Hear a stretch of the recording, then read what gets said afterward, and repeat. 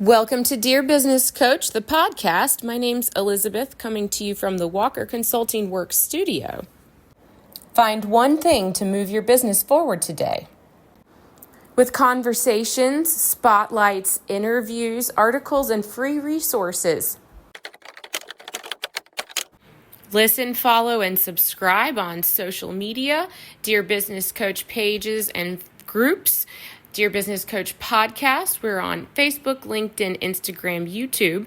And don't forget Spotify, Apple, iHeartRadio, and anywhere you listen to podcasts. All it takes sometimes is one little thing to move your business forward today.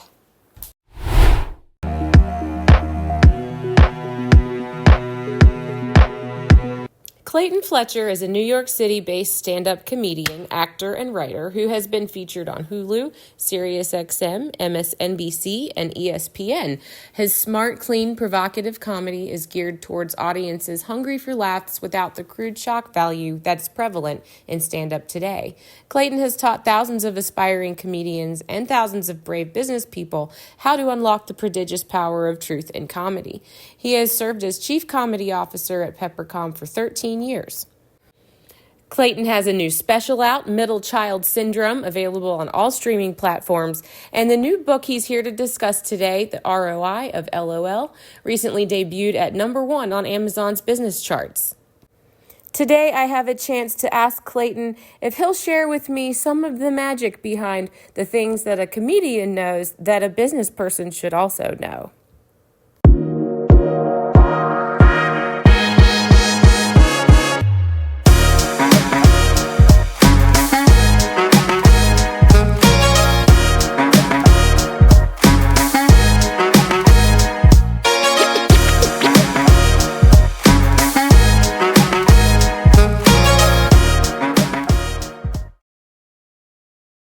Clayton, welcome to Dear Business Coach, and thank you again for being here with us. You're here because of the ROI of LOL, and I found your book, #1 because it's out there and it's catching a lot of fire online, and it's fun to read. It's actually the first book I've picked up in a while where I read it cover to cover in 24 hours.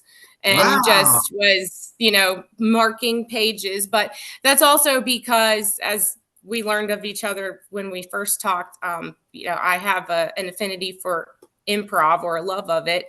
I'm a little starstruck by anybody who can successfully pull off improv. I've been to classes, but that, is just a personal interest. But the book is, you're on Dear Business Coach with me today. And in the book, you're talking about teaching comedy and all things small business, and workshops, is where you and Steve start catching the audience in a workshop, in an environment where the skills of comedy be fostered. So that's where you come in, right? Chief Comedy Officer. One of the things that you do best is talk about building a connection with your audience and truth-telling in comedy. And I had asked you about that and bringing the skills of truth-telling to comedy. You cover in the book that it is true that in sketch comedy, your first thought trying to bring that skill set into business might be, will it be too raunchy? Will it be inappropriate? And as a comic, that there are ways on stage that you can use knee-jerk like tactics. You're a clean comic, so where I'm going with this maybe a little bit. There are things you can do on stage that can elicit a response. But you and Steve are working to really make a connection with your employees, with your customer. And so your skill set, truth-telling in comedy, helps you with storytelling, bring the audience with you and make a truthful connection with your audience. Am I reading too far into this, Clayton? No, Elizabeth, I think you're right on track. I mean, first of all, thank you for probably being the first person that I know of who read the book cover to cover. I think that's wonderful. I mean, it is written to be, it's a short read, maybe 5 or 6 hours for the average reader. We also have an audio version out there.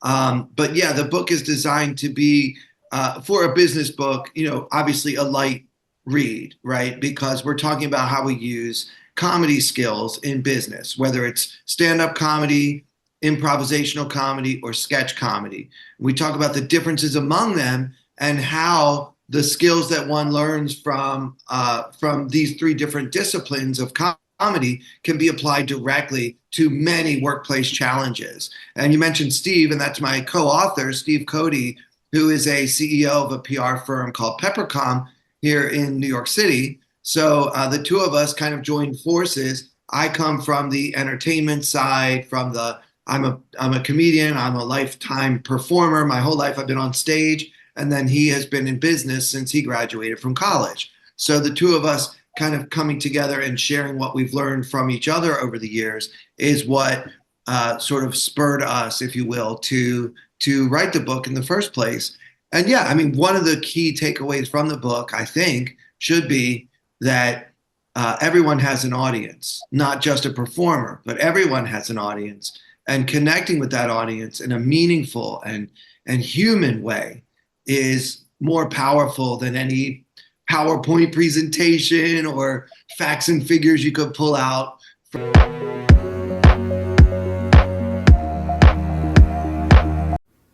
Are you an executive or team leader in the Roanoke Valley, Virginia area? Hi, my name's Elizabeth Walker. I'm inviting you to a special one-day only event at the downtown Jefferson Center here in Roanoke, Virginia, a leadership and comedy experience called The Power of Laughter Masterclass with Clayton Fletcher, author and stand-up comedian.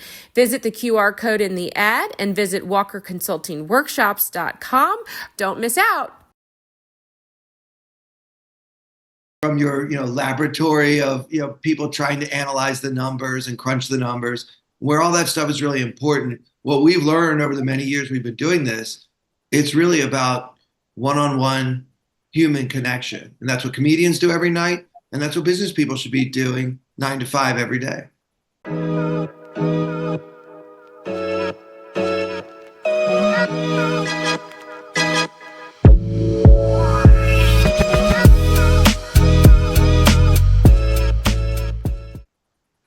Absolutely. Now, you had shared with me when we talked before about what it means to be a purpose-driven organization, and it seems clear to me in the book you and Steve want to connect with people who want to be a part of a purpose-driven organization, and you address a concern in a generational gap. I said to you that I learned recently I'm a geriatric millennial, and I didn't know what that was. And now I realize that that's a bracket. So maybe that answers some questions for me as far as how I relate to somewhere in the middle in this generational gap. If I'm a millennial, then my personal experience is, when I look at an organization, I'm evaluating if I want to work for them, if I believe in their purpose, if I believe they actually have a purpose, or if they're showing a purpose to attract employees and engagement, if it's fake. And so I said to you in our conversation before, it feels like it's not that I don't care. As a millennial, you might say I'm lazy, but it's not that I don't care. It's that I'm not sure that you care. Maybe I can tell you don't care. Yeah. It's interesting, Elizabeth. In America today, we love to subdivide our population in so many different ways. Like, this person's a Gen Z, that person's a millennial, this person's a baby boomer, whatever. This person's from a red state, that one's from a blue state. We have all these different ways that we like to subdivide our population. But what laughter does, and I've seen this with the many different audiences that I've had to, let's say, navigate over the years, what comedy does is break down those walls. And so now if we're laughing together, it doesn't matter if I'm from the North and you're from the South, or I'm 50 years older than you, or we just have different opinions, or we have different religions, or all the different, racial backgrounds, all the different things that make us want to be in different categories, right? And now you're subdividing millennials into elder millennials, geriatric millennials. Where does it end, But what we all have in common is we all love to laugh.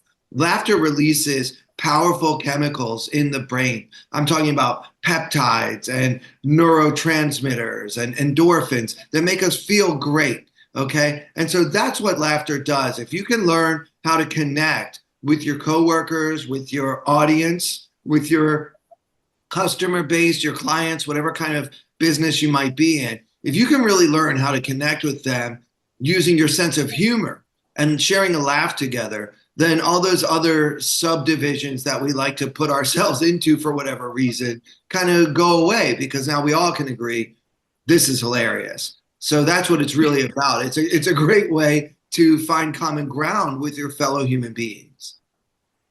Love it. Love it. So can it really be taught though? You say in the book that you believe and you are here to say and show that it can be taught. Yeah. And yeah. So listen, I'm not trying to say with this book, The ROI of LOL, or with any other of the speaking engagements that I do, I'm never trying to say I can make you the next big comedy superstar, right? I can't turn everyone into Kevin Hart or something. That's not possible, okay? That's not what I'm saying. But what I can help you learn is, what is your unique individual sense of humor? I always say a sense of humor is kind of like a fingerprint, and that yours is not the same as mine, and mine is not the same as hers or his, and it on and on down the line. So what we try to learn through this training is what makes your sense of humor unique, because that will also tell us something about your overall personality beyond your sense of humor, right? What kind of person are you? Are you generally optimistic? Are you generally sarcastic? Are you generally sardonic? Like, what are your personality traits, and how do they show themselves on stage when you're performing comedy? So it's not really about making Elizabeth a headliner at a comedy club in Virginia somewhere. It's more about what I know from all my years of doing comedy that you as a business person could benefit from knowing yourself.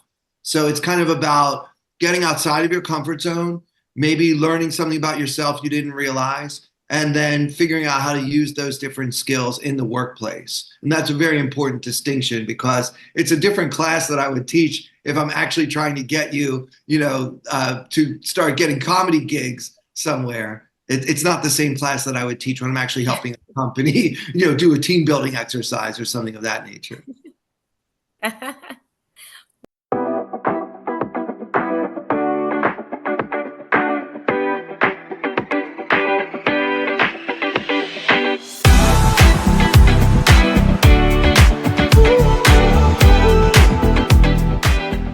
Well, okay. Well, I actually, I want to say too that, even though you can't turn someone into a Kevin Hart overnight, like you say, maybe you could actually, never say never.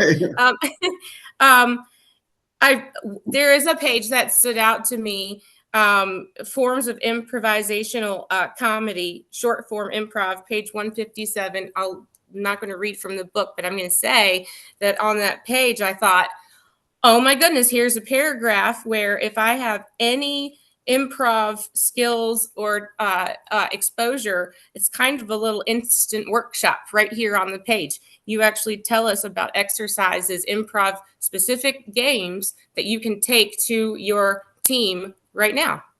Yeah, absolutely. So improv is the branch of comedy, the discipline, if you will, where we create a story as a team without a script. So you've seen this if you've ever watched Curb Your Enthusiasm or Whose Line Is It Anyway or Wild 'N Out. The comedy happens organically because the team is working together to make the comedy happen. So there are certain things that we learn from doing these different short form improv games. They're actually not games because there's not really a winner, but I don't know why we've always called them games. Because I guess in improv, you kind of play, You've already learned what your sense of humor is through the stand-up comedy training. And you learn what make your sense of humor unique, what makes you special as a voice, right? That's what stand-up teaches us. Then we take that to improv and we learn how to use our voices and our personalities together in a group setting. And what we're really trying to do is listen to each other and try to make each other look good. So if you're the type of person that when you're doing a team meeting, you want to be the center of attention, you want to make sure that the client sees you as the superstar of the presentation, you could probably really benefit from learning what improv performers already know, which is that the best way to have success is if each person on the team is trying to make sure that everyone else on the team looks good. So I say in the book that you want to lead the league in assists, not points. So that's a basketball reference, but it's really about trying to make everybody else the star. And if we're all doing that, then guess what? We all end up being stars and nobody is sucking all of the oxygen out of the room. And we've all been in those meetings and it's not fun at all. When someone's taking over, it's awful. Nobody wants that.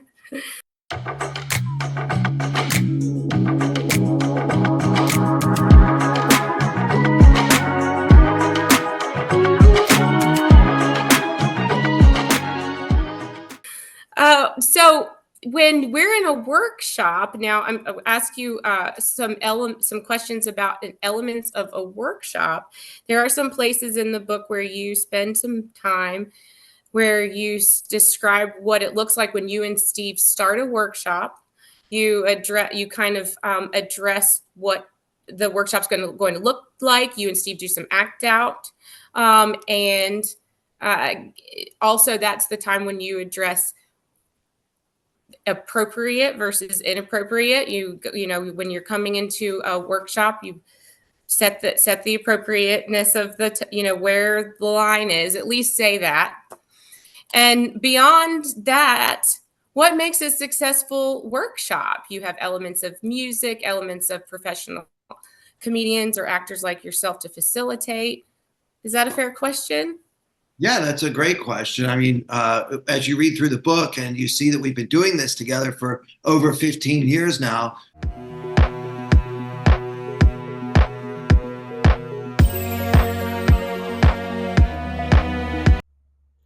Are you a LinkedIn user? If you are, you can join me for LinkedIn Live Audio with Elizabeth every week, usually on Mondays at 8:30 a.m. Eastern Time.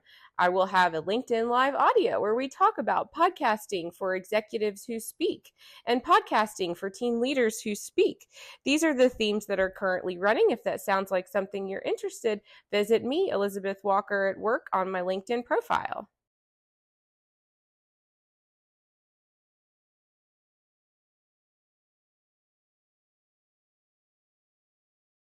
You might say, well, what is it and how does it work, right?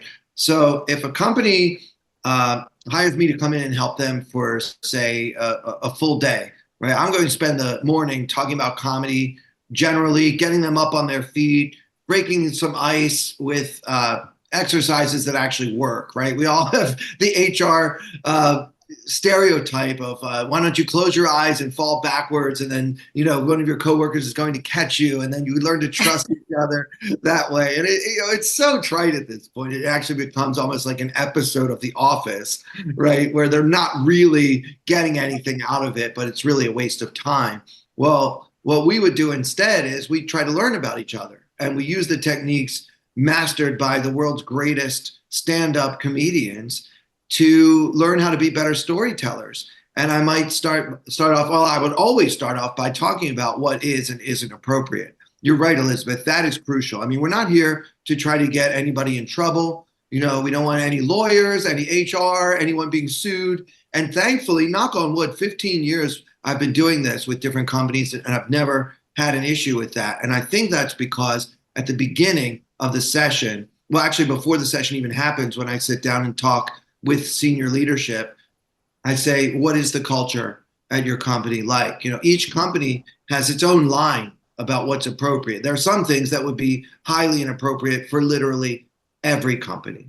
But beyond that, some companies are a little more buttoned up, if you will, than others. So we need to know where the line is with all of them, and then make sure we don't come anywhere near that line in the workshop. And one thing I like to say to that end is there's a big difference between doing a corporate comedy training exercise in a conference room on the 14th floor than there is between doing a 20-minute guest spot at the Comedy Cellar in Manhattan at 12:30 in the morning, right? So it's not the same. So whatever you might think comedy is, you have to kind of suspend that during this session so that we can make sure that the things you're saying are appropriate. So this means we're not talking about sex, drugs, and rock and roll. I don't want to hear what goes on in your bedroom or your bathroom. We're not going to get heavy into politics or religion. There are certain areas where we can pretty much agree it's dangerous, so let's not go there. Instead, we do what we call a guided brainstorm.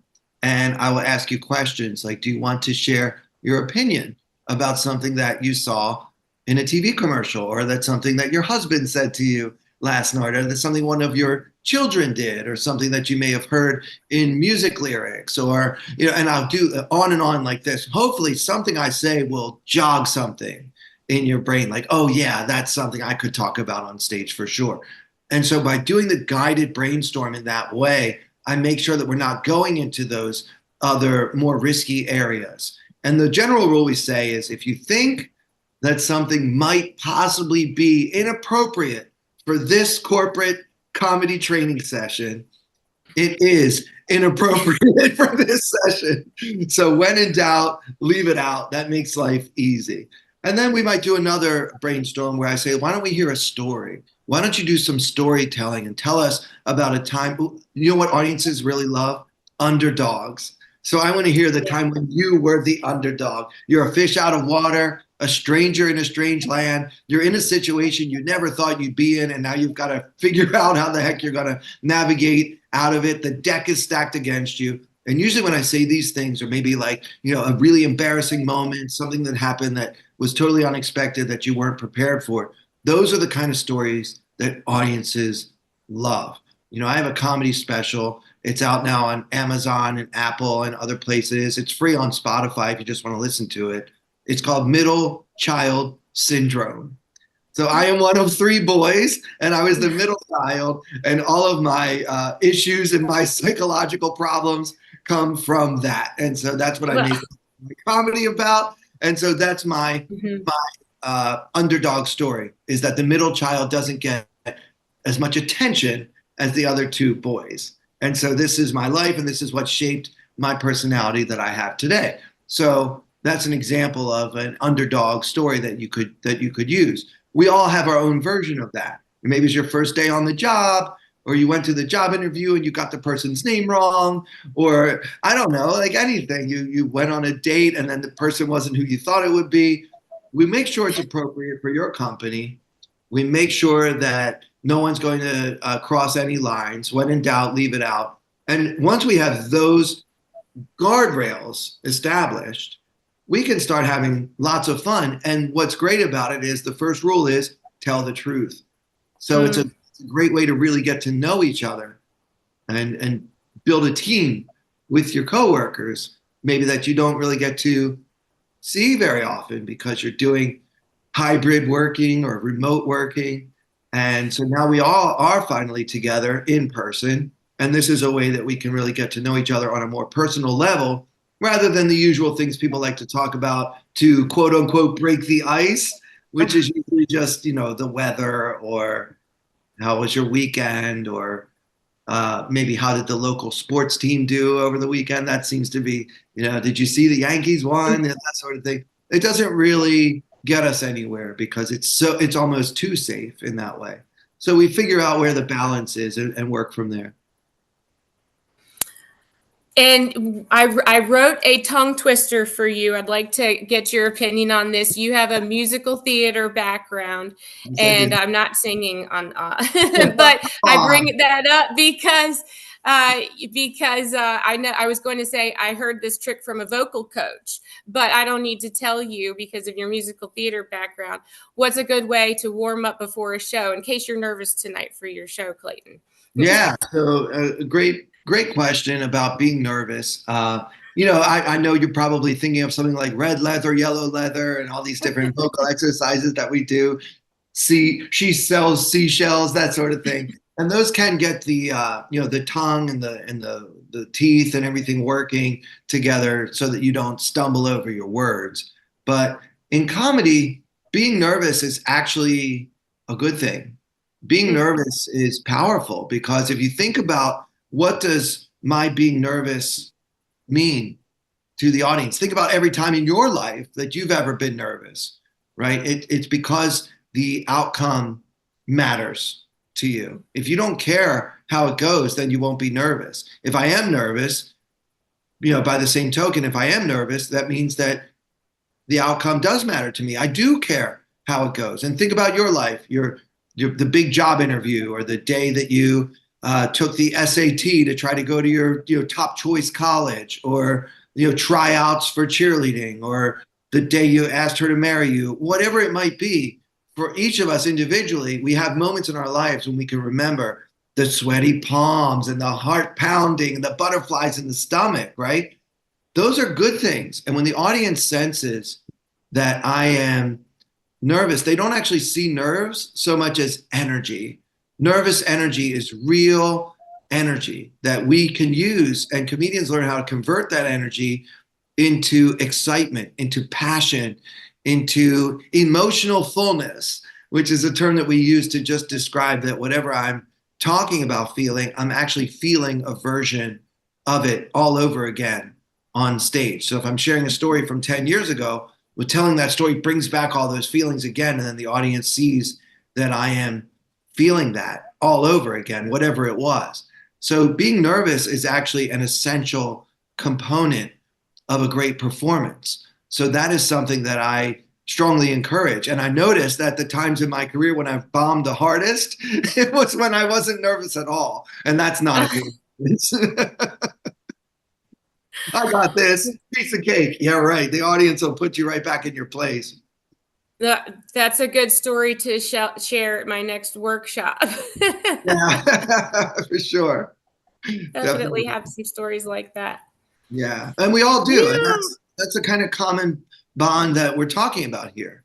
What this is really about is building connection, breaking down walls, driving a healthy corporate culture. It's really about as soon as I go up on stage, imagine if I went up on stage tonight and I said, hey, everybody, I'm a multi-millionaire. I have a trust fund. I drive a Ferrari. I'm married to a supermodel. I've never worked a day in my life. How much is that audience going to hate me, right? But as soon as I get up on stage and I say, listen, I got a problem, everybody sits forward in their seats and they say, all right, now this is a person I can relate to. Because let's face it, we all have problems. And what comedians do is cope with the ups and downs of life by using the sense of humor, which is a gift from God, to be able to have a sense of humor to help us through good times and bad. And that's really what I want to share with people, is that this is about using your unique individual sense of humor to build your personal charisma and create better relationships at work and at home.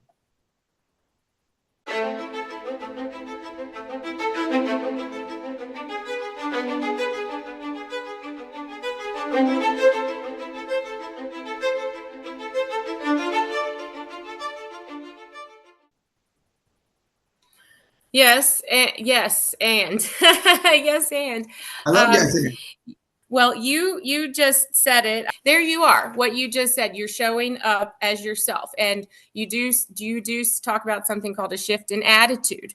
You are watching a performer. You're watching them demonstrate their shift in attitude. The audience might be experiencing their own shift in attitude with you.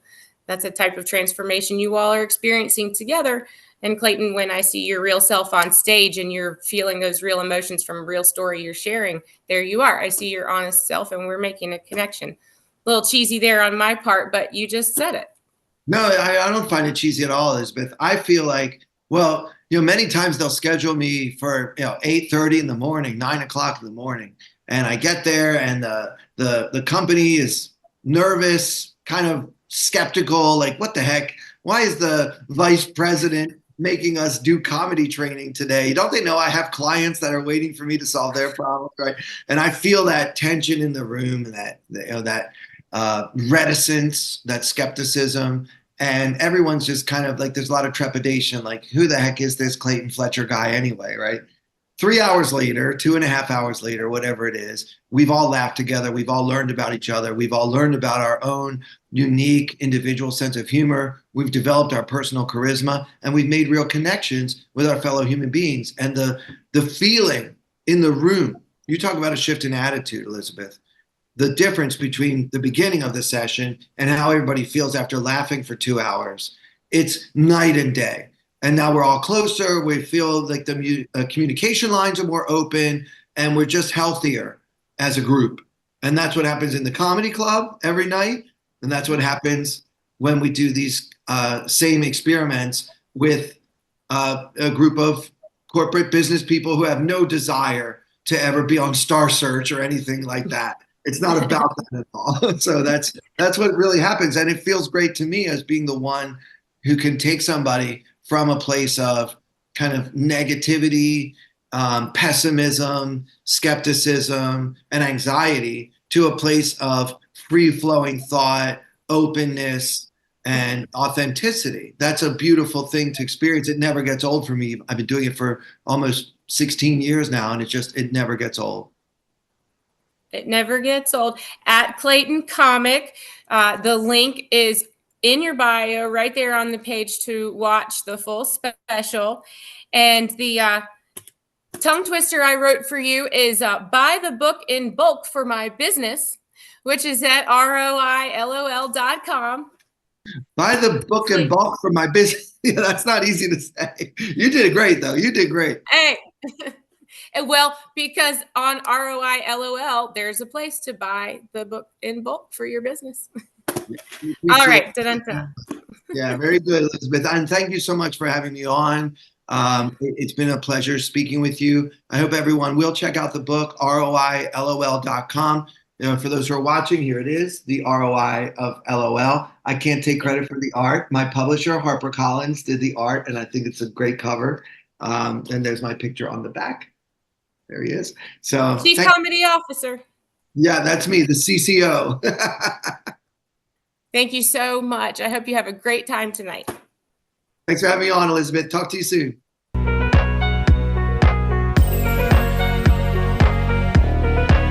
Thank you so much for joining me today. My name's Elizabeth in Floyd, Virginia. This has been an episode of Dear Business Coach.